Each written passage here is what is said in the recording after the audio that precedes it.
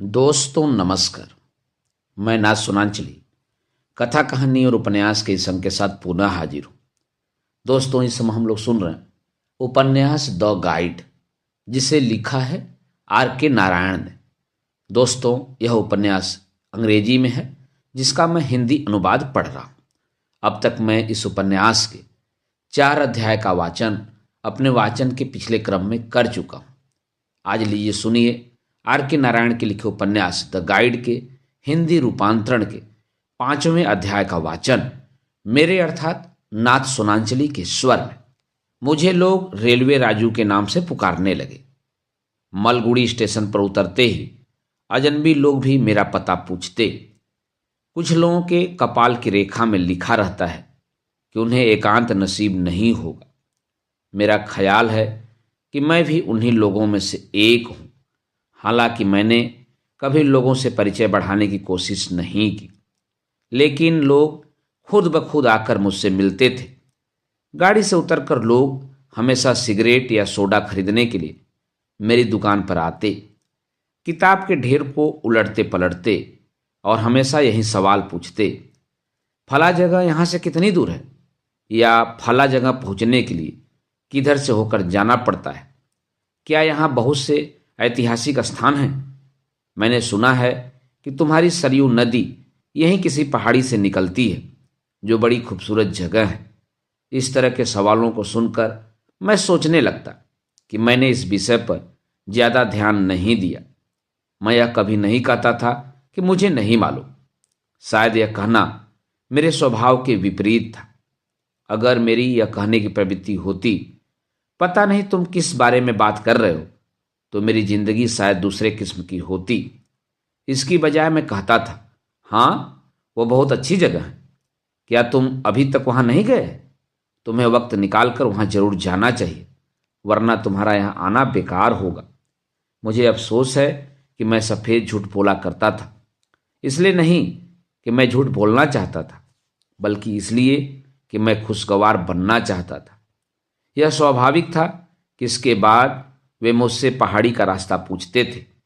मैं कहता, बाजार के चौराहे पर जाकर किसी टैक्सी ड्राइवर से पूछ लेना। यह संतोषजनक निर्देशन नहीं था। फौरन ही एक आदमी ने कहा कि मैं उसे बाजार के चौराहे तक ले जाकर टैक्सी दिलवा दूं। जब भी कोई ट्रेन आने वाली होती तो खलासी का छोटा बेटा सिग्नल के पॉइंट्स की ड्यूटी पर तैनात रहता था। बाकी वक्त उसे खास काम नहीं रहता था। मैं उस लड़के को दुकान पर बैठाकर यात्री को टैक्सी दिलवाने के लिए चला जाता। बाजार के फव्वारे के पास बूढ़ा घाघ गफूर किसी शिकार की तलाश में खड़ा रहता। वह मुल्क की पुरानी मोटरों को खरीदकर मरम्मत करवाने में माहिर था। वह पुरानी मोटरों में नई जान डाल देता था और उन्हें पहाड़ी सड़कों और जंगलों में चलाता था। आमतौर पर वह फव्वारे के पत्थर पर बैठा रहता था और उसकी मोटर सड़क पर नाले के पास धूप में खड़ी रहती थी। मैंने आवाज दी, गफूर, ये सज्जन मेरे दोस्त हैं, ये जगह देखना चाहते हैं। इन्हें घुमाने ले जाओ और सही सलामत लौटा कर लाना। इसीलिए मैं खुद इन्हें तुम्हारे पास लाया हूं। हालांकि इस वक्त मुझे अपनी अकेली दुकान नहीं छोड़नी चाहिए थी। हम लोगों ने किराए पर झगड़ा किया। यात्री ने जो रकम बताई, मैंने गफूर को उस पर राजी कर लिया। जब यात्री मोटर की शक्ल देखकर हिचकिचाया तो मैंने गफूर का पक्ष लेकर समझाया। गफूर कोई बेवकूफ़ नहीं है। उसने सोच समझ कर ही इस किस्म की मोटर खरीदी है। इस मॉडल की मोटर उसने बड़ी मेहनत के बाद तलाश की है। सिर्फ यही मोटर उन जगहों में जा सकती है जहाँ कोई सड़क नहीं है। लेकिन गफूर आपको वहाँ ले जाएगा और रात के खाने के वक्त यहाँ पहुँचा देगा। पहुँचा दोगे ना गफूर? खैर, दोनों तरफ 70-70 मील का सफ़र है। इस वक्त 1 बजा है। अगर हम फौरन चल दें और रास्ते में गाड़ी पंचर न हो तो, गफूर नकसुरी आवाज़ में बोला। लेकिन मैंने इतनी जल्दी मचाई कि वह अपना वाक्य ख़त्म न कर सका। जिस वक्त वे लोग वापस लौटे उसे खाने का वक्त नहीं कहा जा सकता था, क्योंकि आधी रात हो गई थी। लेकिन गफूर यात्री को सही सलामत ले आया था। उसने हार्न बजाकर मुझे जगाया, अपना किराया वसूल किया और चला गया। यात्री को अगले दिन सुबह 8 बजे की गाड़ी से जाना था।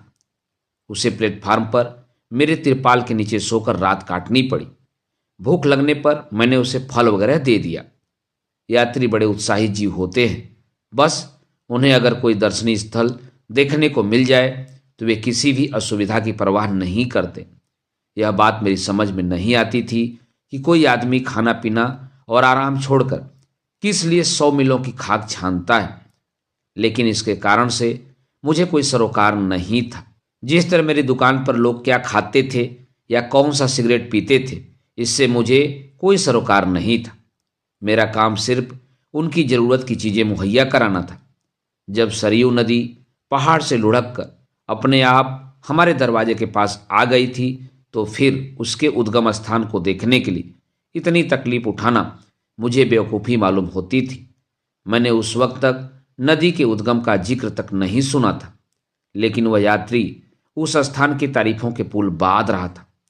मुझे अफसोस है कि मैं अपनी बीबी और माँ को अपने साथ नहीं ला सका।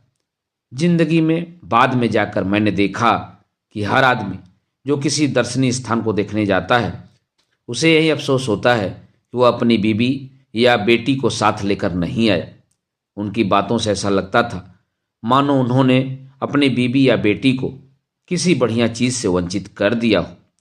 बाद में जब मैं बाकायदा टूरिस्ट गाइड बन गया तो मैं अक्सर यह कहकर यात्रियों में उदासी पैदा कर देता था, यह दृश्य तो पूरे परिवार के देखने के काबिल है।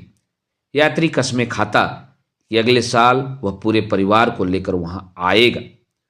सरयू नदी के उद्गम को देखकर लौटने वाला यात्री रात भर उस स्थान की तारीफें करता रहा। उसने बताया कि वहां पहाड़ की चोटी पर एक छोटा सा मंदिर है। पौराणिक कथाओं में पार्वती के यज्ञ कुंड में कूदने की घटना लिखी है। जरूर यह वही जगह होगी। मंदिर के एक खंभे पर पार्वती के कुंड में कूदने का और उस स्थान से पानी की धारा फूटने का दृश्य अंकित है, वगैरह वगैरह। कभी कभी कोई विद्वान किस्म का आदमी आकर इन तथ्यों में कोई नई बात जोड़ देता और कहता कि मंदिर की छत ईसा से 3 शताब्दी पहले बनी होगी, या पोशाक की शैली से मालूम होता है कि मूर्ति 3री शताब्दी की है। लेकिन मेरी दृष्टि में ये तथ्य एक समान थे।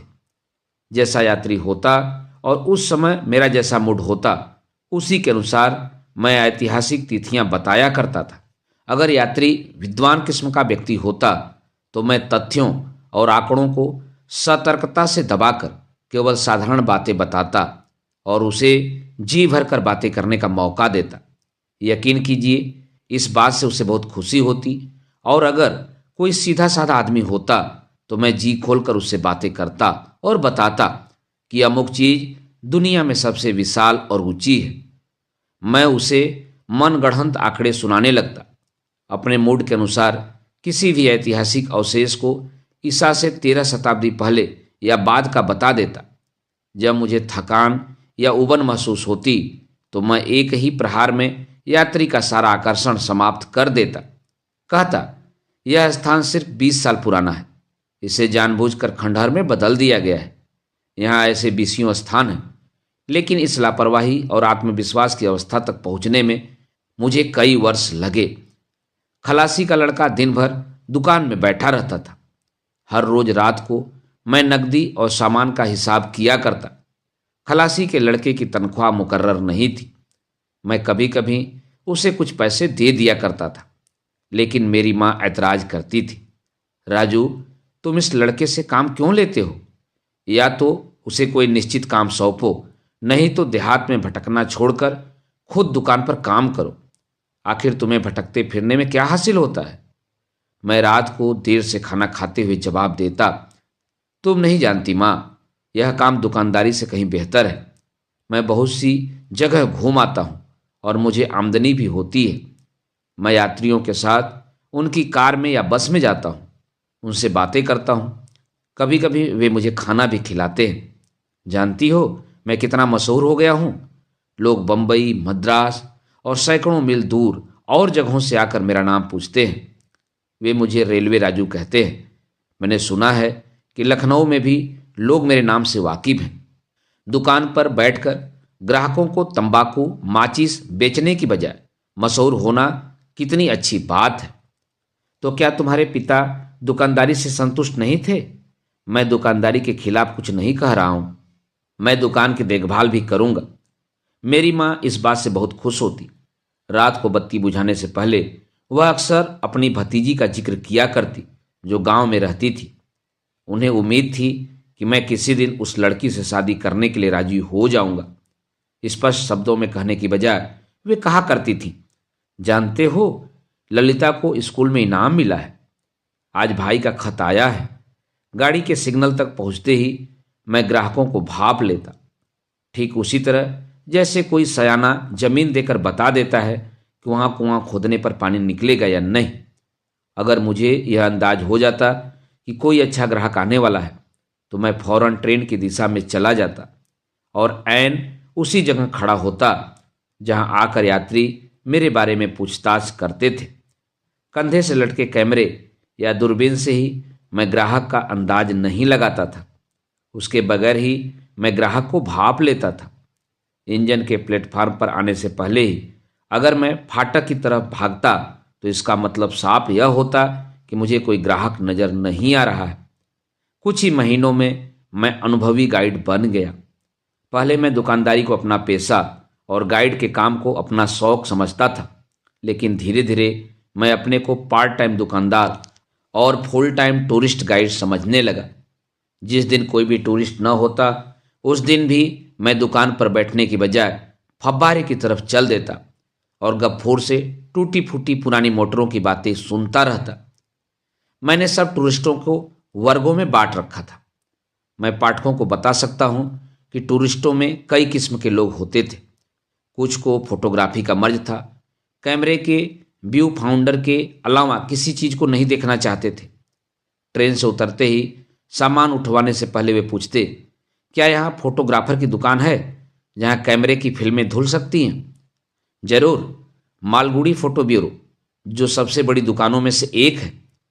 और अगर कैमरे के लिए फिल्मों की जरूरत पड़ी, खैर मैं अपने साथ काफ़ी फिल्में लाया हूँ, लेकिन अगर वे खत्म हो गई तो क्या यहाँ सुपर पैंक्रो 3 कलर या ऐसी कोई फिल्म मिल सकेगी?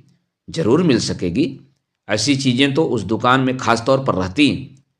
क्या वह मेरे सामने ही फिल्म धो देगा? हाँ, आपके 20 तक गिनती गिनने से पहले ही वह उस्ताद है। यह तो अच्छी बात है। तो सबसे पहले तो मुझे कहाँ ले चलोगे? इस श्रेणी के टूरिस्ट यही सवाल पूछते थे। मेरे पास इन सवालों के संतोषजनक जवाब पहले से तैयार रहते थे। जवाब देने से पहले मैं बहुत सी बातों की जानकारी हासिल करना जरूरी समझता था। मिसाल के लिए, वह आदमी कितना वक्त और पैसा खर्च करना चाहता था। मालगुड़ी और उसके आसपास के स्थानों की सैर कराने में मैं माहिर था। मैं अगर चाहता तो टूरिस्टों को एक झलक दिखाकर वापस ले आता या पूरा दृश्य देखने का मौका देता। मैं अपनी मर्जी से इस प्रोग्राम को बदल सकता था। कुछ ही घंटों में सारे स्थान दिखाने से लेकर पूरे हफ्ते तक किसी पहाड़, नदी के दृश्य या पुरातत्व सामग्री में टूरिस्टों को उलझाए रखना मेरी मर्जी पर निर्भर करता था। यह जाने बगैर कि उस आदमी के पास कितनी नकदी है या चेकबुक है या नहीं और उसकी आर्थिक स्थिति क्या है, मैं कोई फैसला नहीं कर सकता था। एक और मामला भी बड़ा नाजुक था। कभी कभी अगर कोई टूरिस्ट किसी के नाम चेक काटना चाहता था तो हमारा गफूर, फोटो की दुकान का मालिक या मेप्पी हिल्स के जंगल के बंगले का चौकीदार किसी भी अजनबी पर भरोसा करके चेक लेने को तैयार नहीं होता था। ऐसे नाजुक मौक़ों पर मुझे बड़ी होशियारी से काम लेना पड़ता था और मैं यह कहकर टाल देता था, ओह, आप नहीं जानते, हमारे शहर में बैंकों की हालत बहुत खराब है। कई बार वे चेक भुनाने में पूरे 20 दिन लगा देते हैं, लेकिन ये बेचारे गरीब भला कैसे रुक सकते हैं? यह बात सचमुच चौंका देने वाली थी, लेकिन मुझे इस बात की रत्ती भर परवाह नहीं थी कि इससे हमारे शहर के बैंकों की बदनामी होती है। किसी टूरिस्ट के आते ही मैं यह देखता था कि वह सामान के लिए कुली बुलाता है या हर चीज को हाथों से उठाता है। आग झपकते ही मुझे इन बातों पर गौर करना पड़ता था। स्टेशन से बाहर आकर वह होटल की तरफ पैदल जाता है, टैक्सी बुलाता है या एक घोड़े वाले इक्के के साथ सौदेबाजी करता है। ये बातें भी मुझे देखनी पड़ती थी। मैं उसकी मर्जी के मुताबिक सारे इंतजाम करवा देता था, लेकिन उदासीन भाव से, सिर्फ इसलिए चूंकि वह गाड़ी से उतरते ही रेलवे राजू को बुलाता था और मैं जान लेता था कि वह चाहे सुदूर उत्तर से आया हो या पास ही दक्षिण से, किसी न किसी से जरूर उसकी सिफारिश की होगी। होटल में पहुंचकर उसे उसकी पसंद के मुताबिक सबसे शानदार या सबसे घटिया कमरा दिलवाना भी मेरी जिम्मेदारी थी। सस्ते भाड़े वाली बारक में जाने वाले कहते थे, आखिर मुझे सिर्फ यहाँ सोना ही तो है, दिन भर तो मैं बाहर रहूँगा। जब दिन भर कमरे में ताला ही लगाना है तो बेकार में किराया देने से क्या फ़ायदा? क्यों, ठीक है ना?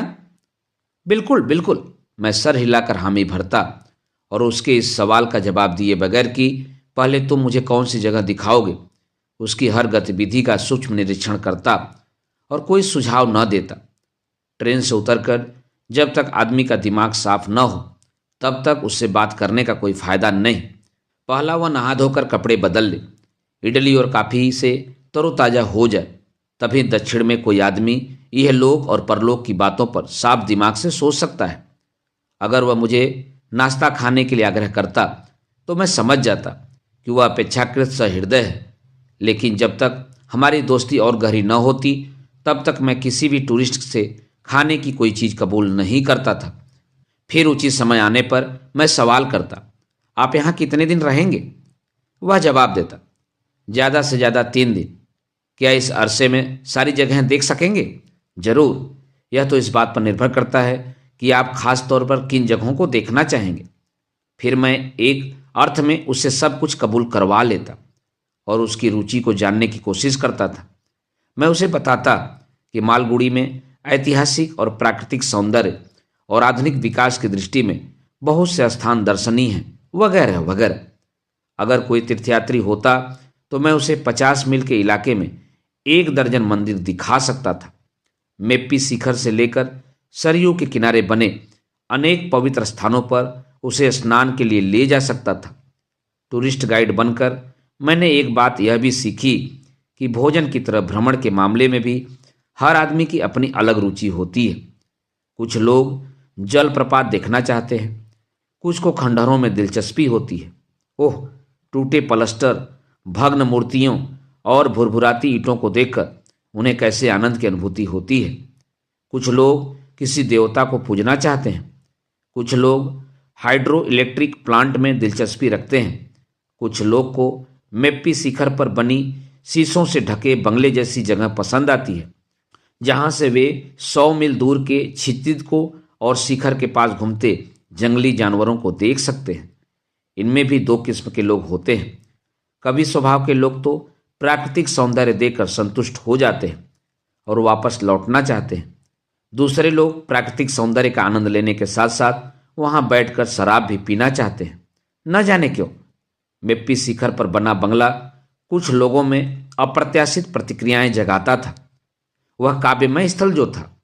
मैं कुछ ऐसे लोगों को भी जानता हूं जो अपने साथ औरतों को लाते थे। जंगलों से घिरा हुआ वह खामोश सुरम स्थल जहां से घाटी का दृश्य दिखाई देता था, मेरे विचार में तो चिंतन और काव्य रचना के लिए ज़्यादा उपयुक्त था, लेकिन कुछ लोगों को वहां कामोत्तेजना का अनुभव होता था। खैर, इन बातों पर टीका टिप्पणी करना मेरा काम नहीं था। मेरा काम तो सिर्फ इतना ही था कि मैं उन्हें वहां पहुंचा दूं और गफूर उन्हें ठीक वक्त पर घुमाने के लिए लिए जाए। मुझे उन लोगों से बहुत डर लगता था जो मेरा इम्तिहान लेना शुरू कर देते थे, जिनके पास सारे दर्शनीय स्थानों की सूची तैयार रहती थी और जिनका आग्रह था कि इस शहर के पूरे दाम वसूल करो। इस शहर की आबादी कितनी है? क्षेत्रफल कितना है? झूठ मत बोलो, मैं जानता हूं कि यह स्थान कब बनाया गया था। 2री शताब्दी में नहीं बल्कि 12वीं शताब्दी में। या वे मुझे रूट शब्द का सही उच्चारण बतलाते थे। ऐसे लोगों के सामने मैं विनीत भाव से अपने को दबा लेता था और कृतज्ञ भाव से अपनी गलतियों के सुधार को कबूल कर लेता था। और अंत में मुझे यह भी सुनना पड़ता था, अगर तुम्हें यह भी मालूम नहीं तो फिर अपने को टूरिस्ट गाइड क्यों कहते हो, इत्यादि इत्यादि। आप यह सवाल कर सकते हैं कि मुझे इस पेशे से क्या हासिल होता था। खैर, इस सवाल का कोई निश्चित उत्तर नहीं है।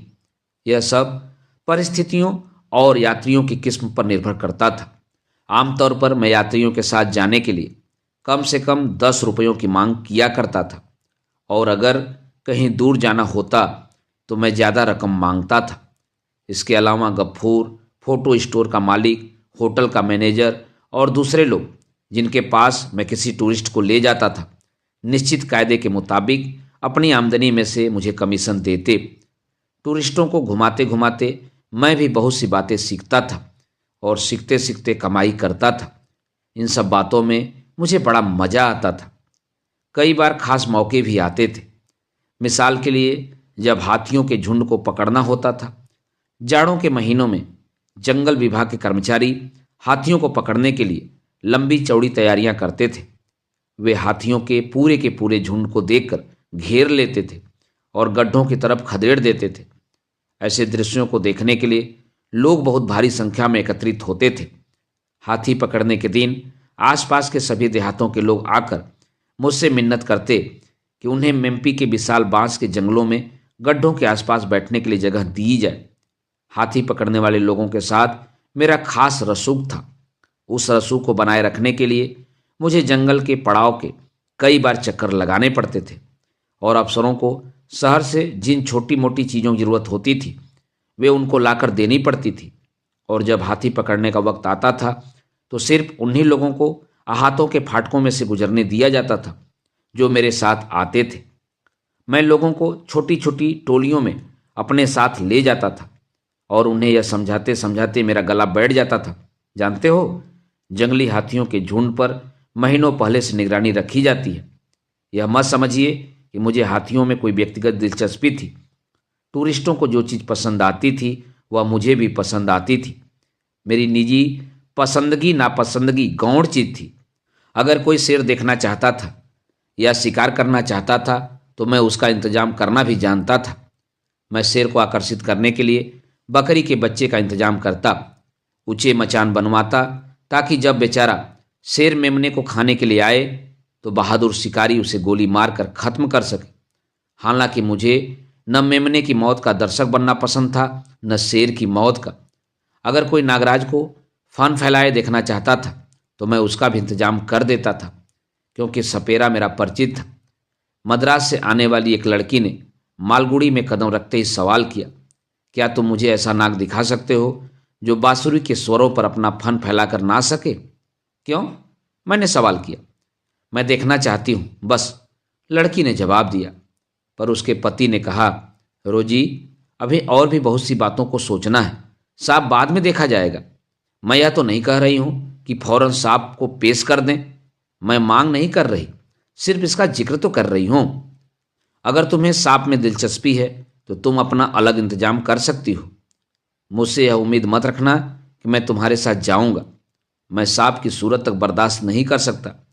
तुम्हें भयानक चीज़ें पसंद आती हैं, मुझे वह आदमी नापसंद आया। वह सांप जैसे अलौकिक जीव का मजाक उड़ा रहा था। मुझे उस लड़की से हमदर्दी थी। वह कितनी प्यारी और शालीन थी।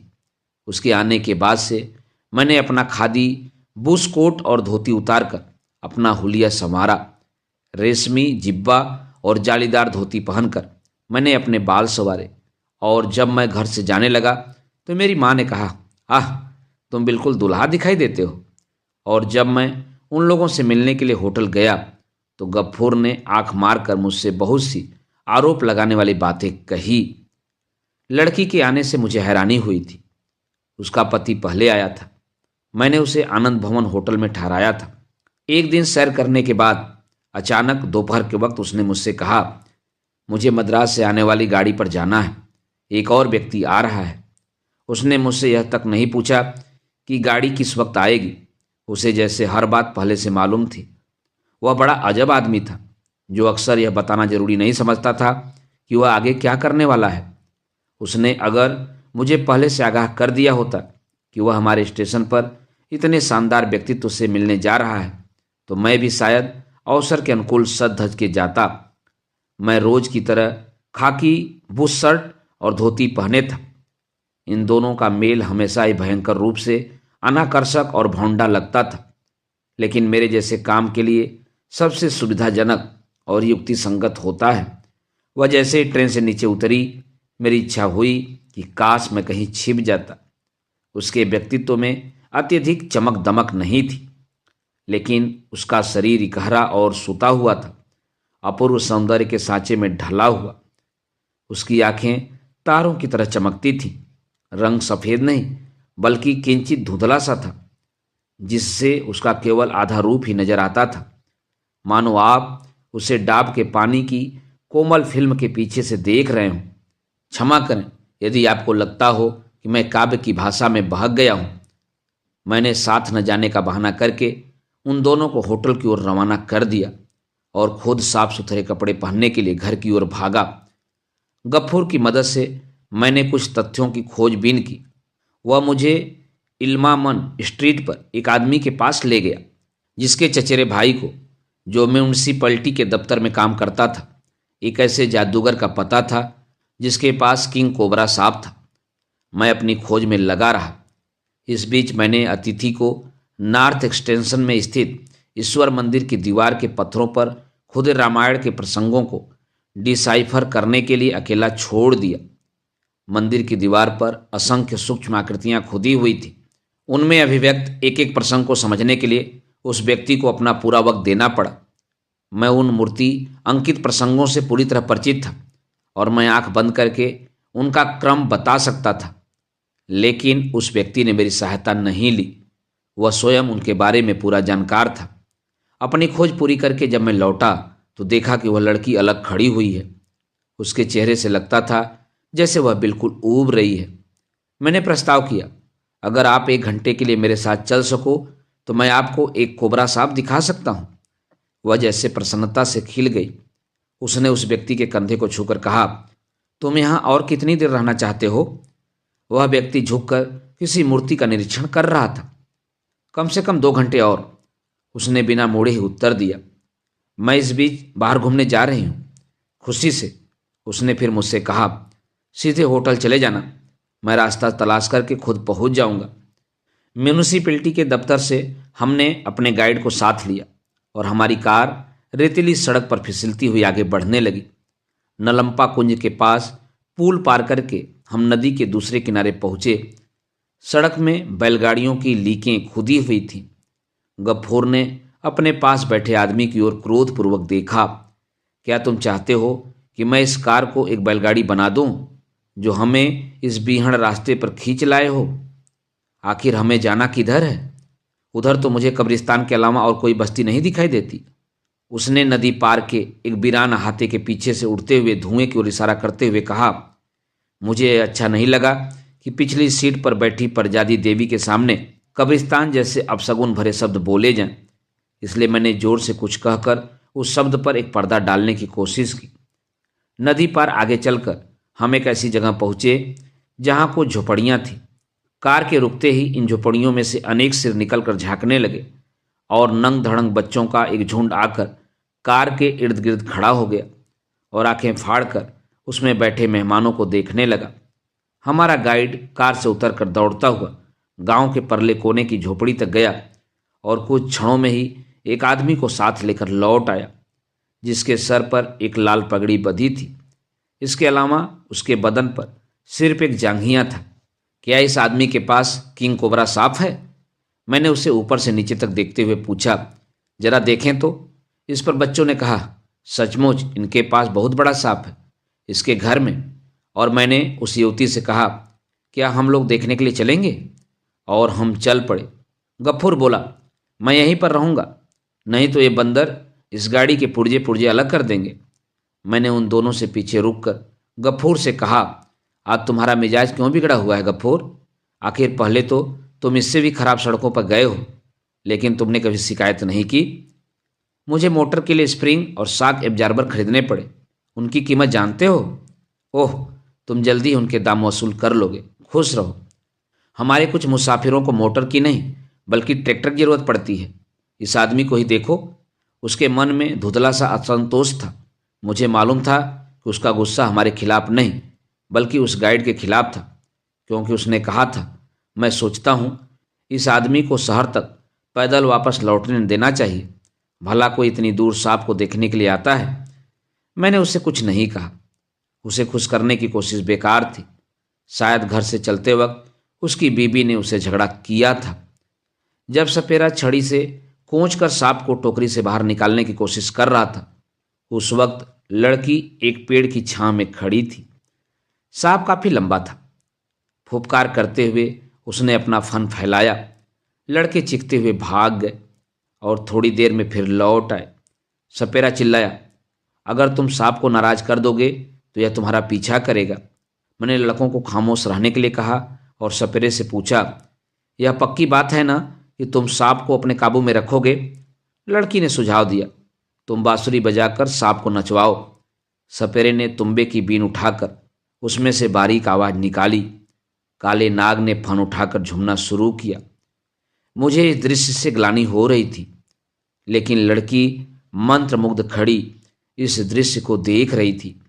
उसने बाह आगे बढ़ाकर सांप के झूमने की नकल की और बीन की लय पर खुद झूमने लगी। क्षण भर के लिए, सिर्फ क्षण भर के लिए, लेकिन इतने से ही मैं समझ गया कि वह इस शताब्दी की सबसे बड़ी नर्तकी है। जब हम शाम को होटल पहुंचे तो 7 बज चुके थे। धन्यवाद कहा और जीने के ऊपर चली गई। उसका पति पोर्च में खड़ा था। उसने कहा, आज बस इतना ही काफ़ी है, बाद में तुम सारा हिसाब दे देना। कल 10 बजे मुझे मोटर चाहिए। वह अपने कमरे में वापस चला गया। मुझे उस वक्त बहुत गुस्सा आया। आखिर वह मुझे क्या समझता था? वह मुझे हुक्म दे रहा था कि उसे फला वक्त मोटर चाहिए। क्या वह समझता है कि मैं दलाल हूँ? इस बात से मुझे बड़ा गुस्सा आया, लेकिन दरअसल मैं एक दलाल ही तो था। गफूर, सपेरे और टूरिस्टों के गिर्द मर्राना ही मेरा काम था। उस आदमी ने न मुझे अपने बारे में कुछ बताया, न यह कि वह कल सुबह कहाँ जाना चाहता है। कितना अजब आदमी है वह। मुझे उससे नफरत हो गई। इससे पहले मुझे किसी टूरिस्ट से इतनी नफरत नहीं हुई थी। लौटते वक्त मैंने गफूर से कहा, कल सुबह उसने मोटर की फरमाइश इस अंदाज में की है जैसे यह गाड़ी उसके बाप की हो। तुम्हें कुछ अंदाजा है वह कहाँ जाना चाहता है? मैं क्यों माथापच्ची करूं? अगर वह पूरा किराया देता है तो जिस वक्त चाहे मोटर मंगवा सकता है। मुझे तो बस इतना सरोकार है। कौन भाड़े पर मोटर लेता है इससे मुझे कोई दिलचस्पी नहीं। वह अपने व्यक्तिगत जीवन दर्शन का विवरण देने लगा। इसमें मुझे कोई रुचि नहीं थी। मेरी माँ हमेशा की तरह मेरी प्रतीक्षा कर रही थी। खाना परोसते समय उसने पूछा, आज तुम किधर गए थे? दिन भर क्या किया? मैंने उसे सपेरे के बारे में बताया। माँ ने कहा, शायद ये लोग बर्मा के रहने वाले हैं और सांप की पूजा करते हैं। मेरा चचेरा भाई बर्मा में रहता था। उसने मुझे वहाँ की नाग कन्याओं के बारे में बताया था। फिजूल बातें मत करो माँ, वह लड़की बड़ी अच्छी है। वह नाग पूजक नहीं बल्कि नर्तकी है। ओह, नर्तकी हो सकता है, लेकिन इन नाचने वाली लड़कियों के साथ कभी सरोकार न रखना। यह सब बड़ी खराब होती हैं। मैं चुपचाप खाना खाता रहा और मन ही मन उस लड़की के सुवासित व्यक्तित्व की स्मृतियां जगाता रहा। अगले दिन 10 बजे मैं होटल पहुंच गया। गफूर की मोटर पहले से ही पोर्च में खड़ी थी। मुझे देखते ही उसने आंख मारकर कहा, आहा, क्या ठाठ है? मैंने उसकी बात अनसुनी करके व्यावसायिक अंदाज में पूछा, क्या वे लोग अभी अंदर हैं? ख्याल तो ऐसा ही है, वे अभी तक बाहर नहीं निकले। गफूर ने उत्तर दिया। वह एक शब्द की जगह 20 शब्दों का प्रयोग कर रहा था। न जाने उसे क्या हो गया था। वह बड़ा बातूनी बन गया था और अचानक मैंने अपने दिल में ईर्ष्या का डंक महसूस किया। मुझे एहसास हुआ कि उस लड़की से प्रभावित होकर वह उसके आगे अपनी शान बघारना चाहता है। इस ईर्ष्या से दुखित होकर मैंने मन ही मन कहा, अगर भविष्य में भी गफूर इसी तरह पेश आएगा तो मैं इससे पीछा छुड़ाकर कोई दूसरा आदमी ढूंढ लूँगा। हर बात में दखल देने वाला टैक्सी ड्राइवर मेरे लिए बेकार है। मैं सीढ़ियाँ चढ़कर दूसरी मंजिल पर पहुंचा और मैंने अधिकारपूर्वक 28 नंबर के कमरे का दरवाज़ा खटखटाया। रुको, भीतर से आवाज़ आई। यह आदमी की आवाज़ थी। मुझे उम्मीद थी कि लड़की की आवाज़ सुनाई देगी। मैं मन ही मन कुड़ता हुआ कुछ मिनटों तक बाहर खड़ा रहा। मैंने घड़ी देखी, 10 बज गए थे और उस आदमी ने कहा, रुको। क्या वह उस लड़की के साथ अभी तक बिस्तर में लेटा था? मुझे लगा कि मुझे दरवाज़ा खोलकर भीतर घुस जाना चाहिए। इतने में दरवाज़ा खुला और वह तैयार होकर बाहर निकल आया। उसने बाहर से दरवाज़ा फेर दिया। मैं स्तब्ध होकर उसे पूछने ही वाला था कि क्या वह साथ नहीं जाएगी, लेकिन मैं खामोश रहा और चुपचाप उसके पीछे पीछे नीचे उतर आया। उसने मेरी तरफ इस तरह देखा जैसे मैंने उसे खुश करने के लिए ही कपड़े पहने हों और वह मेरे कपड़ों की दाद दे रहा हो। मोटर में बैठने से पहले उसने कहा, आज मैं फिर पत्थर पर नक्काशी का काम देखना चाहता हूं। मैंने मन ही मन कहा, ठीक है ठीक है, नक्काशी का अध्ययन करो या चाहे जिस चीज का अध्ययन करो, लेकिन उसके लिए मेरी क्या जरूरत है। फिर जैसे मेरे विचारों के जवाब में उसने कहा। उसके बाद उसने जेब से एक कागज का एक पुर्जा निकालकर पढ़ा, यह आदमी जिंदगी भर दीवारों की नक्काशी देखता फिरेगा और वह बेचारी होटल के कमरे में सड़ती रहेगी। कितना अजीब आदमी है। वह लड़की को अपने साथ क्यों नहीं लाया? शायद वह भुलक्कड़ था। मैंने पूछा, क्या और कोई आपके साथ नहीं आ रहा है? उसने जैसे मेरे मन की बात भांप ली और तपाक से जवाब दिया, नहीं। फिर अपने हाथ का कागज देखकर उसने पूछा, क्या इस इलाके में गुफा चित्र है? मैंने इस सवाल को हंसकर टाल दिया। हाँ, हर आदमी को ऐसे स्थानों में दिलचस्पी नहीं होती। सिर्फ थोड़े से लोगों ने ही अब तक उन गुफाओं को देखने का आग्रह किया है, लेकिन वहाँ सारा दिन लग जाएगा। हो सकता है हम आज रात लौट न सकें। वह अपने कमरे में चला गया और कुछ मिनटों के बाद मुंह लटका कर लौटा। इस बीच मैंने गफूर की मदद से खर्चे का तमखीना लगा लिया था। हम जानते थे कि पीक हाउस के फॉरेस्ट बंगले में रात भर रुकना होगा और फिर 2 मील पैदल चलकर आगे जाना पड़ेगा। मुझे यह तो मालूम था कि गुफाएं कहाँ हैं, लेकिन मैं पहली बार उन्हें देखने के लिए जा रहा था। मालूम होता था कि मालगुड़ी में हर बार सैर के लिए कोई न कोई नई जगह निकल आती थी। मोटर में बैठकर उस आदमी ने कहा, शायद तुम नहीं जानते हो कि औरतों से किस तरह पेश आया जाता है। क्यों? मुझे यह देखकर खुशी हुई कि उसका दृष्टिकोण अधिक मानवीय होता जा रहा था। मैंने जवाब दिया, मैं नहीं जानता, और हंस पड़ा ताकि उसे यह देखकर खुशी हो कि मैं उसके मजाक पर हंस रहा हूं। फिर मैंने हिम्मत बांध कर पूछा, आखिर किस बात की परेशानी है? नई पोशाक और चाल ढाल से मुझ में एक नया साहस पैदा हो गया था। उसने मैत्रीपूर्ण मुस्कान के साथ मेरी तरफ देखा और आगे झुककर कहा, अगर मर्द मानसिक शांति चाहता है तो उसके लिए सबसे अच्छी बात यही है कि वह स्त्री जाति को बिल्कुल भुला दे। 3 दिन में पहली बार उसने खुलकर मुझसे बात की थी। पहले वह हमेशा खामोश रहता था या तीखी बात करता था। मैंने अनुमान लगाया कि जब इसकी जबान इस हद तक खुल गई है तो जरूर स्थिति खतरनाक होगी। गफूर ठोड़ी पर हाथ रखे अपनी सीट पर बैठा था और कहीं दूर देख रहा था। उसका सारा रुख जैसे यह कह रहा था कि तुम दोनों जने वक्त बर्बाद करने वाले हो। तुम्हारे साथ मेरी सुबह भी बर्बाद हो रही है। एक साहसपूर्ण विचार मेरे दिल में पैदा हो रहा था। अगर वह सफल हो गया तो अंत में मेरी जीत होगी, और अगर मैं असफल रहा तो आदमी या तो मुझे ठोकर मारकर निकाल देगा या पुलिस बुलवा लेगा। मैंने कहा, क्या मैं जाकर आपकी तरफ से कोशिश करूं? करोगे? उसने खिलखिलाकर पूछा। अगर हिम्मत है तो जाओ। मैं उसकी बात सुने बगैर ही मोटर से कूदकर उतर गया और एक साथ 4-4 सीढ़ियां पार करता हुआ 28 नंबर के कमरे के सामने पहुंचकर दरवाजा खटखटाने लगा। भीतर से लड़की की आवाज़ सुनाई दी, मुझे तंग मत करो, मैं तुम्हारे साथ नहीं जाना चाहती, परेशान न करो। मैं हिचकिचाया, सोचने लगा कि क्या कहूँ। उस परिजादी से मुझे पहली बार स्वतंत्र रूप से अकेले में बात करने का मौका मिला था। मैं या तो अपने को बेवकूफ़ बना लूँगा या स्वर्ग जीत लाऊंगा। मैं क्या कहकर अपना परिचय दूंगा? क्या वह मेरे प्रसिद्ध नाम को पहचान लेगी? मैंने कहा, वे नहीं आए, मैं आया हूँ। क्या? उसने मीठी आवाज़ में पूछा। आवाज़ में हैरानी और चिड़चिड़ापन था। मैंने फिर कहा, वे नहीं आए, मैं ही हूँ। क्या तुम मेरी आवाज़ नहीं पहचानती? क्या कल मैं तुम्हारे साथ सपेरे के पास नहीं गया था? रात भर मुझे नींद नहीं आई। फिर मैंने धीमी आवाज़ में दरवाजे की दरार में से कुछ फुसफुसा कर कहा, रात भर मुझे नींद नहीं आई। तुम्हारे नृत्य की मुद्रा की स्मृति मुझे परेशान करती रही। मेरा वाक्य खत्म होने से पहले ही दरवाजा आधा खुला और उसने मेरी तरफ देखकर कहा, अरे तुम? उसकी आंखों में पहचान की चमक थी। मेरा नाम राजू है, मैंने कहा। उसने पूरी तरह से मेरा निरीक्षण किया और बोली, हाँ मैं तुम्हें जानती हूँ। मैं सद्भाव से मुस्कुराया। वह मेरी सबसे शानदार मुस्कान थी, मानो किसी फोटोग्राफर ने मुझे मुस्कुराने के लिए कहा हो। उसने पूछा, वह कहाँ है? मोटर में तुम्हारा इंतजार कर रहा है। तुम तैयार होकर बाहर नहीं चलोगी? उसका हुलिया बिगड़ा हुआ था, आंखें ताजे आंसुओं से गीली थी और उसने एक घिसी हुई सूती साड़ी पहन रखी थी। चेहरे पर न मेकअप था, न उसने सेंट ही लगाया था, लेकिन मैं उसे उसी हालत में साथ ले जाने के लिए तैयार था। मैंने कहा, तुम इसी तरह चलो, किसी को बुरा नहीं लगेगा। भला इंद्रधनुष को भी सजावट की जरूरत होती है। उसने कहा, तुम सोचते हो कि तुम इन बातों से मुझे खुश कर सकते हो और मैं अपना निश्चय बदल लूंगी? हाँ, क्यों नहीं।